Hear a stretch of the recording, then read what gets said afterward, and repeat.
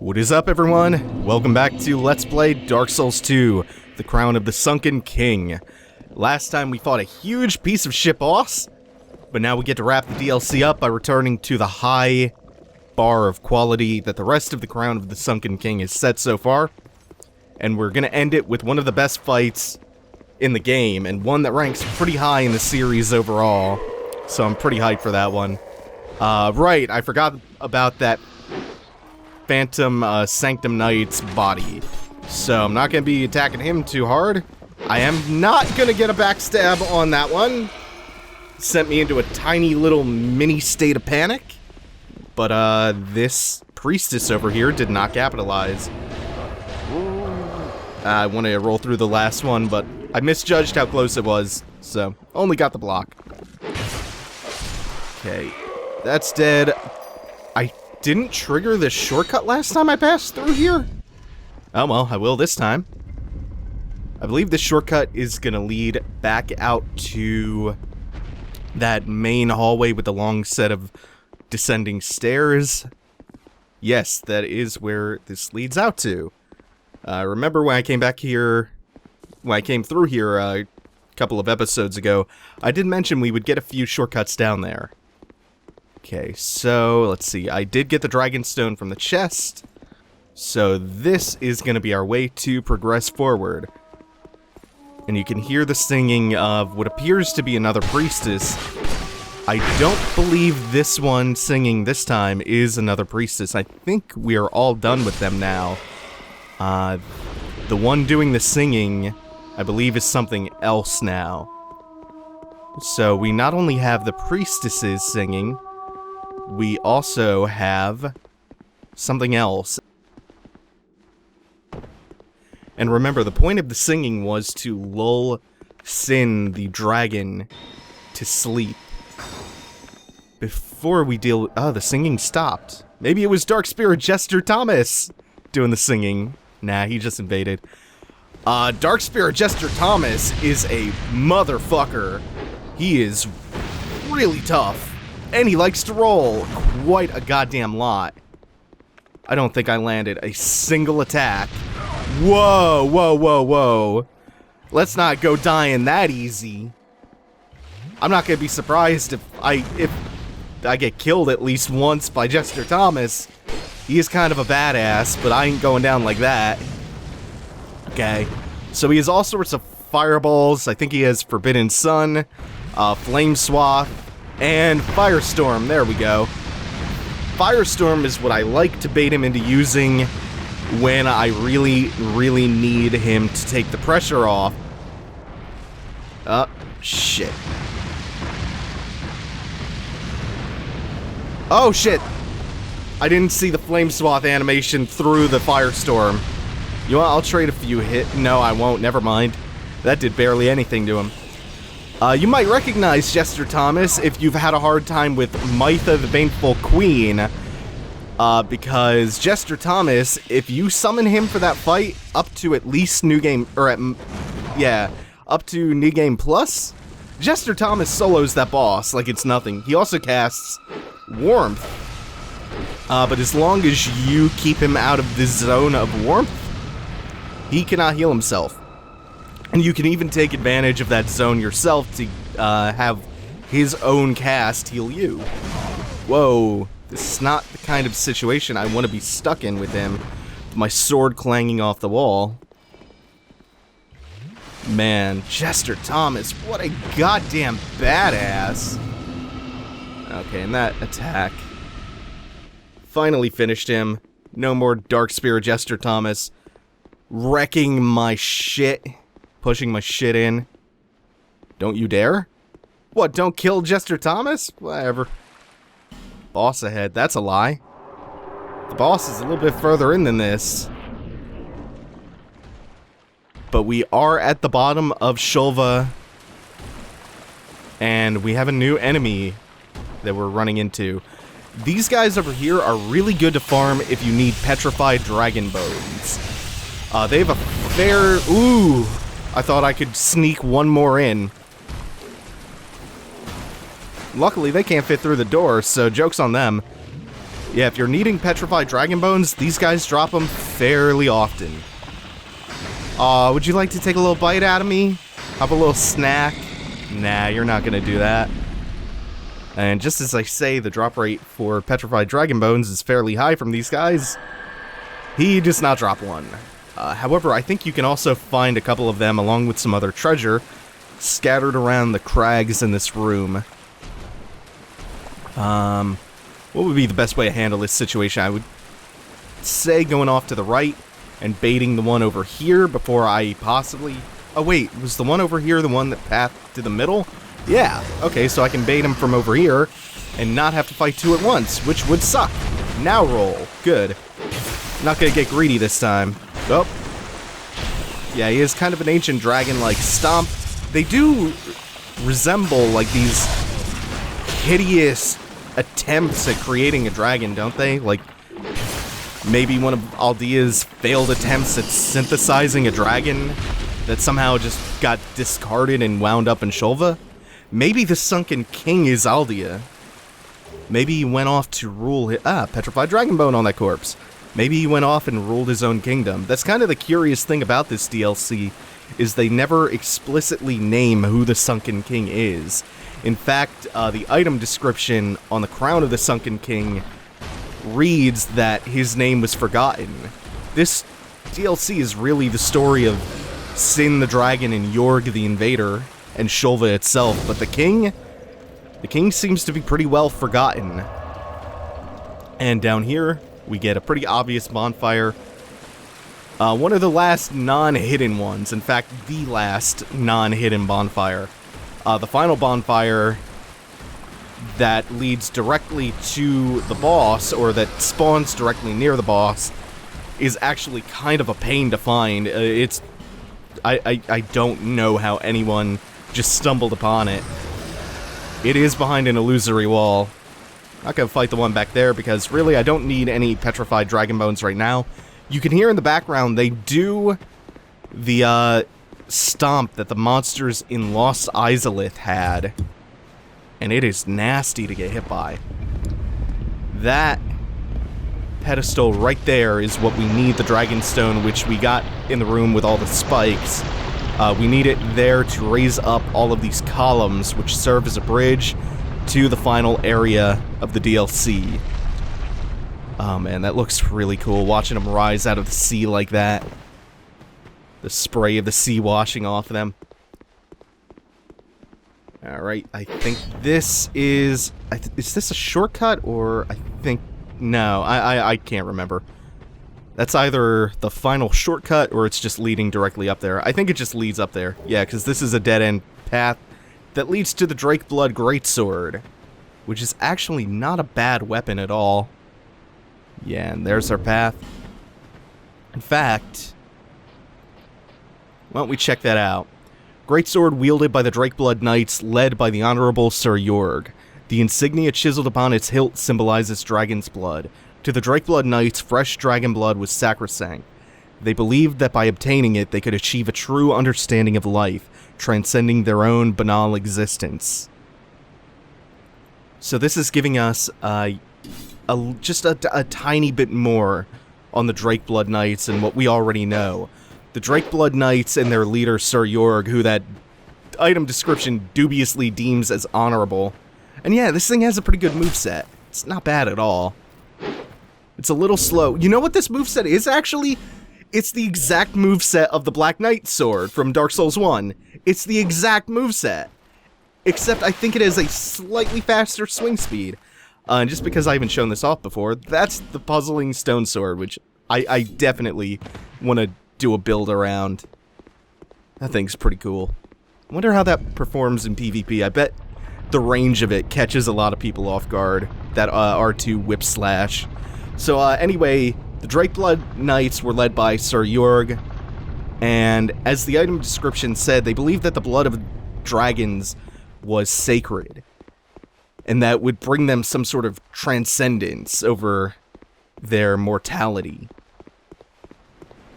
So Sir Yorgh fights the Sunken King, who remains nameless, and he comes out on top. He kills the Sunken King, supposedly, and he goes on to attack Sinh, the slumbering dragon. And he gets one really good hit off. He pierces Sinh with a lance, or what looks to be some sort of lance or spear. In fact, it is a spear. What am I thinking? You can actually get that spear using Sin's soul. So anyway, Sinh is awakened by this lance that is pierced through him, and in response, he submerges the kingdom with this miasma of poison. Alright, we have a series of drop-downs here, and I think up ahead, I believe this is one of the Drakeblood Knights. One of the ones who apparently survived the city being blanketed in toxic fog. And he conceals a couple of switches that lead to... well, you'll see. That is a Sanctum Knight wielding, I think, dual-wielding Sanctum crossbows. So, here's a room with some empty chests. Probably visited by the Gank Squad, the Grave Robbers. So we'll just hit that switch again until I can no longer be fired upon by Mr. Angry Crossbow Man. And if we hit this switch a couple of times, it fully rotates around the door, so we can't make it into that next room just yet. But we're gonna keep rotating it because... wait for it. Oh, you screwed the timing of my joke. It's raining lizards. Hallelujah, it's raining lizards. Oh god, I almost got all four of them. Titanite slab, very nice. Titanite, twinkling titanite, whoops. And twinkling titanite and an old mundane stone. I think on that first lizard, I missed it, but I think he also had a petrified dragon bone. Which is probably gonna be nice when I respec at the end of the month for the next DLC in my next build, which I can't remember if the next one I'm doing is a twin blade. You can also get up here, which I think is pretty cool. I think the next one, or the one after, is a twin blade build. So I'm going to be messing around probably with the red iron one. If anyone has any suggestions for really good twin blades, let me know. The red iron one is the only particularly great one that I know about. So I have to be careful with which drop-downs I make, because I know that the shortcut to the bonfire is around here somewhere. I just can't remember exactly where it is, so I'm going to carefully make my way down across these floors. Oop. Don't get bashed by the Drakeblood Knight. It'll be bad. I want him to pull his shield out again. Or at least, yeah, you can get a little bit of a better look at it when I go to backstab him. I'm going to back off for a second, though, because they hit pretty hard. And if I take another hit doing something reckless, as I'm wont to do. Yeah. Like that, I could have died. I wanted to point out their shield a little bit more because there's an interesting theory making the rounds about who they are based on the shield that those Drakeblood Knights wield. And it's a theory that I originally found on the Dark Souls 2 subreddit. I forgot who the original poster was, so I'll link to that in the description. But it posited that the Drakeblood Knights, I think the hidden bonfire is the next left. Yeah, in fact, there are a bunch of messages here pointing it out helpfully. Just in the middle of the wall. And this is the last bonfire. Pretty close to the final boss. Anyway, the theory posits that the Drakeblood Knights wield a shield known as the Spirit Tree Shield, which you get at rank 1 when you join the Blue Sentinels. The shield talks about a tree that appears in an allegory about the god of dreams, Quella. So the idea was, if the knights used that shield, then Yorgh, their leader, might logically have used the Grand Spirit Tree Shield. It's one of those rare shields that can parry spells. And it also talks about that same allegory about Quella and the Spirit Tree. And additionally, it mentions that there was this cowardly young kid, a young boy, and a talking tree transformed into the shield to protect him. Yorgh might be that boy. And there might be some significant tie-ins between Quella, the god of dreams, the Spirit Shield, the God Tree, and Yorgh. Well, this Drakeblood Knight is kicking my ass. So again, he moves pretty slow. We'll retreat. We will back down. Oh, I thought he left himself open. He rolled right down the goddamn stairs. That's risky, fella. You could have broken your neck. Oh. Man, my timing is shitty right now. It does not bode well for one of the bosses coming up. I'll chuck some lightning. I am not at all opposed to doing that. It feels so good to chuck that lightning. And now we come up to a point where you can actually pick up the Drakeblood Knights armor. If I can remember where it is. No, it's not upstairs. I know it's down on this floor somewhere. Is there a drop I have to make, or is there a bridge I can cross? Like this? No. No. That's not it. Maybe further out here? Oh, it's in this room. Again, with a whole bunch of looted, opened up chests. And a corpse over here. Dead, leaned up against the wall. Not sure if that's implying that the grave robber, the grave robbing trio killed that Drakeblood Knight. Because if they had, why wouldn't they just take his armor? Or maybe it was a mysterious fourth grave robber who was just attacked by the two living ones we just fought and died after looting the armor of another one. I don't know. Kind of an interesting bit of item placement there. Ah, God. I mistook that player phantom for one of the Sanctum Knights.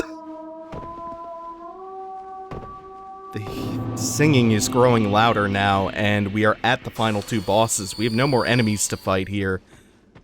So the singing is coming from the next boss.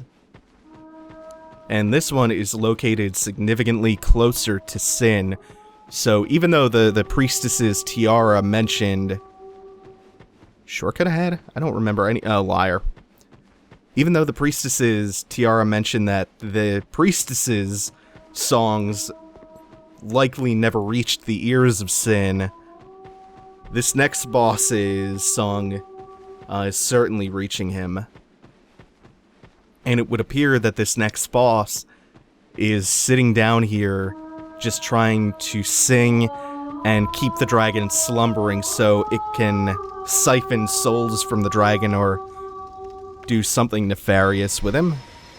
So before we go in, we're going to buff up with Sacred Oath and let's get this going. Those first few attempts were ugly. While she takes time to monologue at us a little bit, though, we're going to come in and just maul her. We are going to get that done. Oh, and we're even going to get some extra hits off while she summons. That is a very interesting summon, isn't it? Oh, yeah. Oh, God. This is going just as ugly as the previous few attempts. So Velstadt here is a construct of poisonous mud. Doesn't seem like the real deal, but why does she summon Velstadt as opposed to anyone else she could summon? We know something happened to Velstadt anyway from his armor, his not being there in the king's memory, and his dark attacks. Maybe Nashandra killed him, took his soul or something, or rather, Elana? And he poisons you with every hit. So yeah, that's where the idea that this construct is made of poisonous mud comes from. She can also summon a trio of very weak skeletons, and very rarely she can summon 3 piglets from Majula. We'll finish burning down Velstadt in a second. I think that's my opportunity to finish him. Yeah. So visually, this fight is just a... I mean, visually, she is just a reskin version of Nashandra, which I guess makes sense because she is another fragment of Manus. She's an avatar of wrath and vengeance, which I mention because the axe, the wrathful axe that you get for trading your soul to Ornifex, hints at what humanity's true nature might be, according to that item description, which to me reads like all of the different things that reformed from the scattered fragments of Manus, namely Elana and Ashandra. That seems to be hinting that they all have aspects of humanity that they're based off of. Like Nishandra was based off of ambition and greed, and Elana rather, is based off of the idea of an avatar of wrath and vengeance. Whoa, lots of status ailments going on in this fight. Poison, bleed, that's about it. Before I go any further, let's actually look at her attacks though, because this is a pretty fun fight.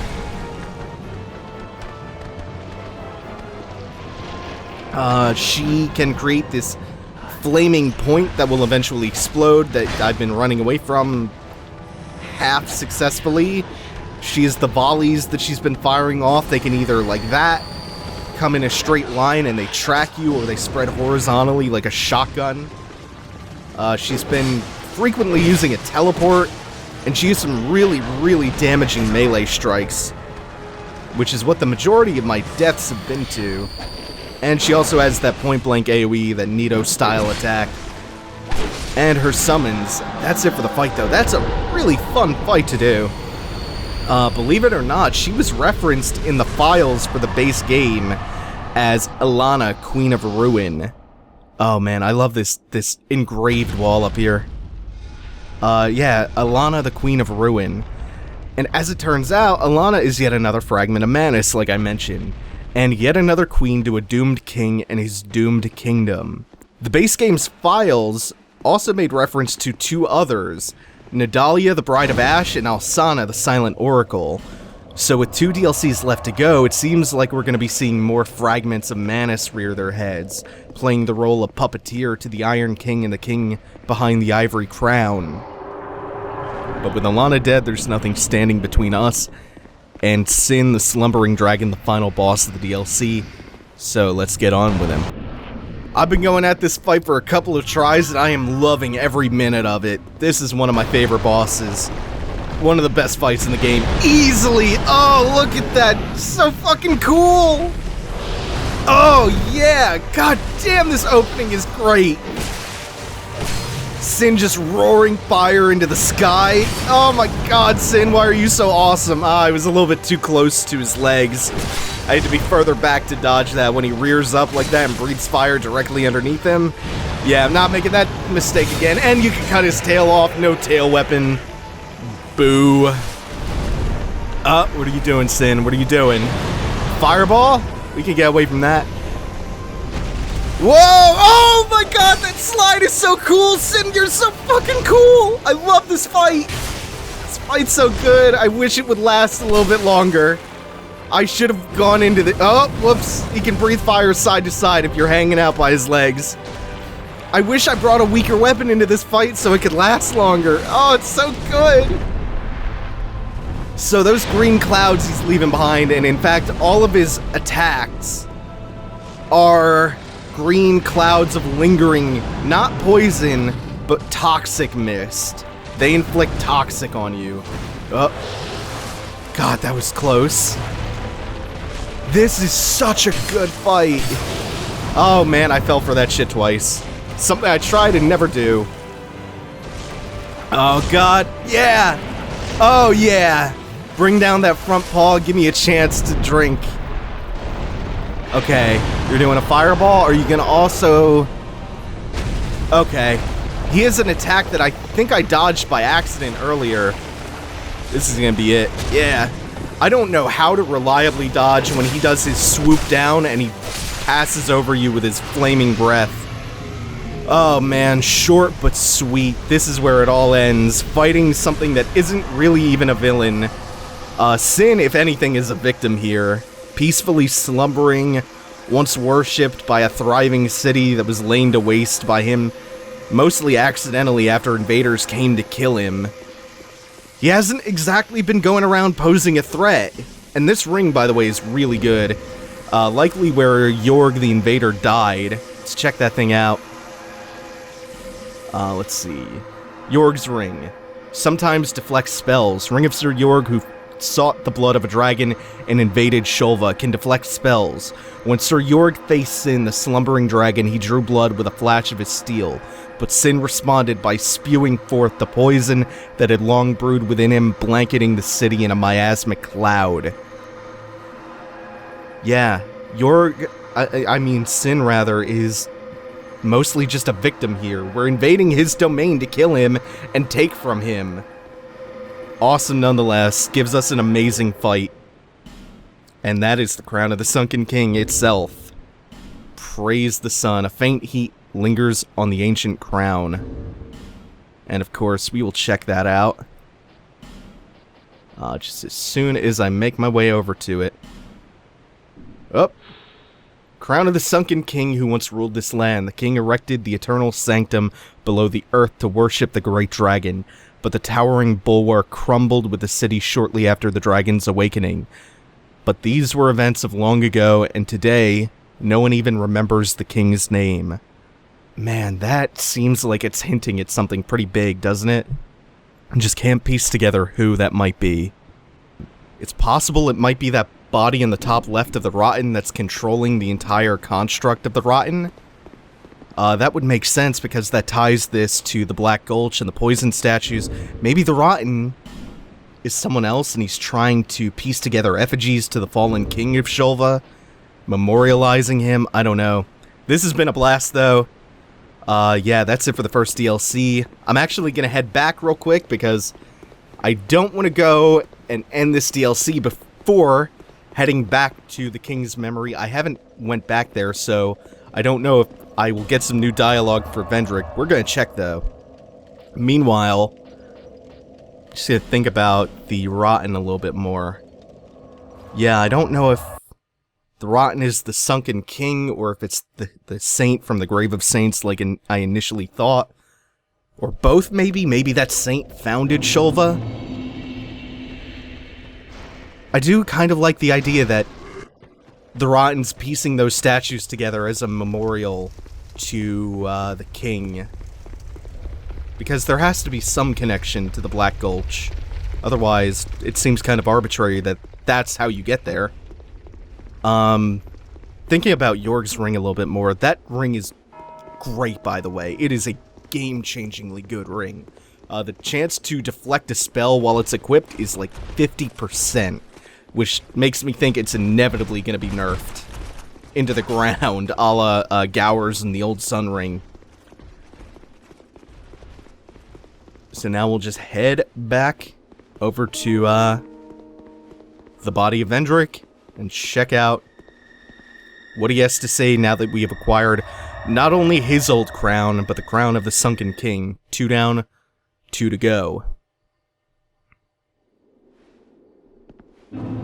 What you got for us, Vendrick? Hopefully something new? Oh, that's the same thing you were saying before. Maybe... No new dialogue. Ah, that's kind of disappointing. Well, that's gonna be it for the first DLC for Dark Souls 2. Easily worth the while. There's a lot of meaty content to dig into here. The first playthrough was like 6 hours for me, which is quite a lot for a $10 piece of DLC. It was more than I got out of Artorias of the Abyss, not including repeat playthroughs. It's gonna last you a while, really good bang for your buck. Very similar in caliber, in quality, to the Artorias of the Abyss DLC. And I don't say that lightly, because that's the single best piece of DLC I've ever played. It had one really good fight in Elana, one all-time great fight that I would hold up alongside almost any other boss in the series, one god-awful fight that shouldn't exist. It has the best level design in the whole game, tons of interesting lore to get behind and unearth, and pieces the story of the game together a little bit further, makes the picture come into focus a little more. I enjoyed the setting, the enemies are all interesting and they serve a purpose, each of them individually. There's tons of well-hidden stuff and puzzles. So real quick, before we cap things off, I'm gonna go ahead and pick up the items from the 2 enemy souls. Come on. Come on, spider. Come on in. Yeah, I'm gonna trade their souls into artifacts and check the descriptions for those things out, just to see if they are at all illuminating. I think I remember the descriptions pretty well. I don't think I really missed anything, but we'll just check them out. Ah, shit, spider. What are you doing, man? Fuck. Oh, that must have been another spider.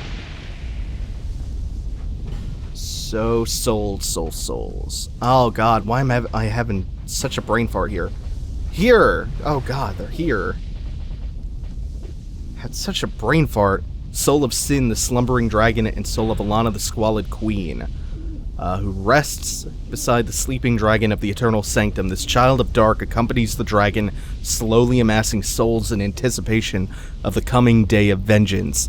The wondrous soul of this augur of wrath can be used to acquire numerous souls. We already know all about that shit. Yeah, she seemed like she was maybe siphoning the souls of those who came adventuring down into Shulva, maybe grave robbers. Maybe she found a way to steal from the dragon itself. Let's see. Sleeps in the lowermost depths of this land. The king erected a magnificent city, and the dragon slept soundly until Sir Yorgh disturbed it with a single great strike, and the dragon could bear its store of poison no longer. The reign of death toppled the city, but restored the dragon's purity. I wonder what that means. The reign of death toppled the city, but restored the dragon's purity? Maybe that has something. Maybe it just builds the poison up in its body, and once attacked, it finally released. Yeah, that seems to be what it's implying. It released its stock of poison. And once it was released of this poison that it naturally builds up, it was pure again. An interesting little take on that. So yeah, that even implies that it was in fact unintentional. That the dragon can't control the release of that poison. That it just builds up and finally overwhelms whatever area he's in. Yeah, this is... Just change over to that and get into a corner where I'm not going to hurt artifacts. Yorgh's weapon. I almost did exactly what I didn't want to do. It's got a pretty decent moveset on it. Especially that swing. That seems like it's going to do some damage. Maybe in PvP. Don't know how it's going to be in PvE, though. It's a pretty decent weapon, though. I like the look of it, too.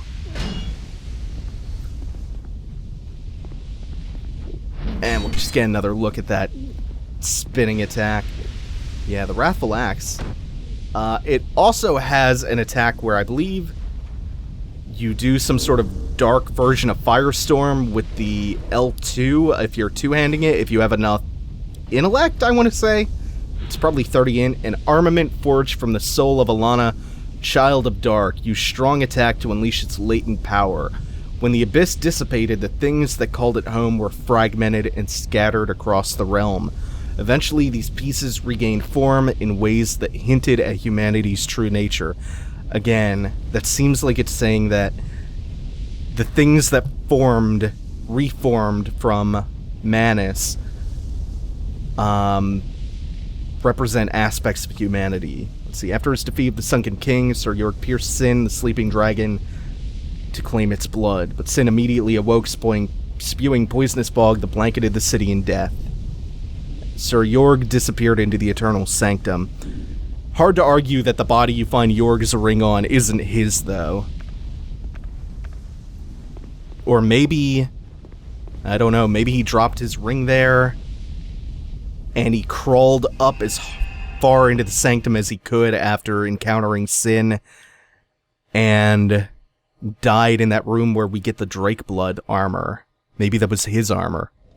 I don't know. This all just really catches my interest a whole bunch. I really enjoyed this DLC. That's gonna be it for now, though. If you like this, make sure to like, leave a comment. I read all the comments. And subscribe for more daily gaming videos, including the next Dark Souls DLC episode, Crown of the Old Iron King, when it releases on the 26th of August. Thanks for watching, everyone. Take it easy. Have a good one.